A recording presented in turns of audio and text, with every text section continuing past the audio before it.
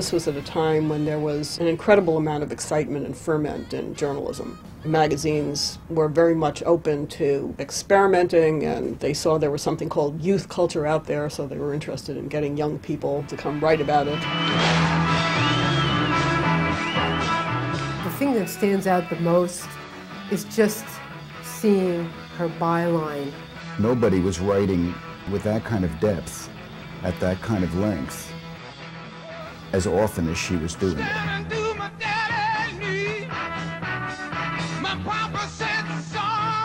Too often there's sort of this cleaved notion of there's culture and music and, you know, Lady Gaga over here, and then there's the serious stuff, you know, systemic violence and class and the economy over here. And really these things are intertwined, and that's part of what Ellen's work pointed out so well.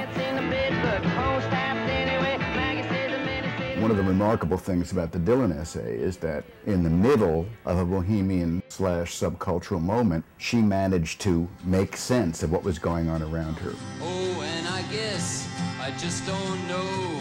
Oh, and I guess that I just don't know. My favorite piece was a Lou Reed piece that she did about heroin.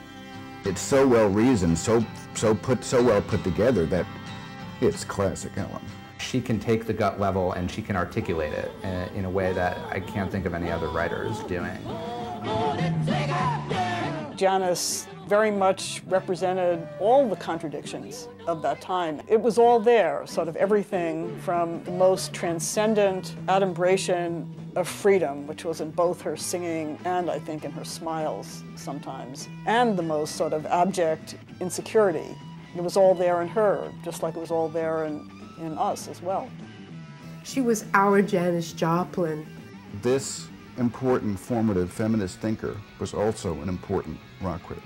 Ellen was looking at music as a way to spring off into American culture. There's this next generation of young cultural critics who are writing about gender, writing about music, writing about, you know, euphoria and class and race and all of these issues, and now they have this book to rely on.